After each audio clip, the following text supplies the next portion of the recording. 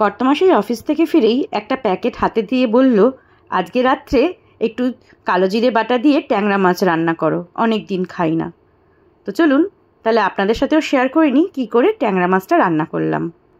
প্রথমেই ট্যাংরা মাছটা ভালো করে ধুয়ে নুন হলুদ মাখিয়ে কিছুক্ষণের জন্য রেখে দিয়েছিলাম। আর মশলার জন্য শিলনোড়াতে বেটে নিয়েছিলাম সাদা জিরে, কালো জিরে আর কাঁচা লঙ্কা। সাদা জিরেটা একটু বেশি নেবেন, কালো জিরেটা একটু কম নেবেন, ঝালটা পরিমাণ মতো। বাটা হয়ে গেছে, কড়াইতে তেল গরম করে নেব আর ট্যাংরা মাছগুলো এক এক করে ছেড়ে দিয়েছিলাম। সাবধানে, ট্যাংরা মাছও কিন্তু খুব ফাটে, তাই আমি ঢাকা দিয়ে ভেজেছিলাম। এক পিঠ ভেজে আবার অন্য পিঠের জন্য পাল্টে অন্য পিঠটাও ভেজে নিয়েছিলাম। খুব কড়া ভাজিনি, আবার খুব হালকাও ভাজিনি, মিডিয়াম মতো ভেজেছিলাম। আমার সব মাছ ভাজা হয়ে গেছে, এক এক করে তুলে নিলাম।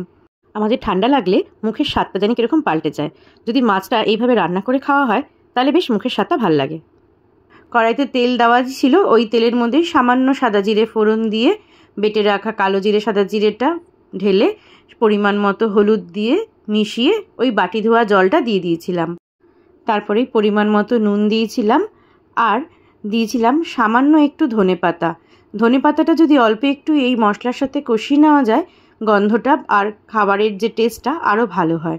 ভালো করে এটা মশলাটা কষিয়ে নিয়ে যখন তেল ছেড়ে আসবে তখন এর মধ্যে পরিমাণ মতো জল দিয়ে দেবো, যেটুকু পরিমাণে আমাদের ঝোল লাগবে। জল ফুটে গেছে, মাছগুলো দিয়ে দিলাম ভেজে রাখা। ভালো করে সুন্দর করে সাজিয়ে দেবো, নালে ভেঙে যাবে মাছগুলো। চলুন, মাছগুলো দেওয়া হয়ে গেছে, এবার ঝোলও ফুটে গেছে। আমি মাঝে একবার পাল্টে দিয়েছিলাম মাছগুলোকে, ধনেপাতা ছিটিয়ে নামিয়ে নিলাম। ঠিক এরকম মাখা মাখা করে ঝোলটা আমার রেডি, কালো জিরে বাটার ট্যাংরা মাছের ঝোল। আপনারা কিন্তু কমেন্টসে জানাবেন কেমন লাগলো।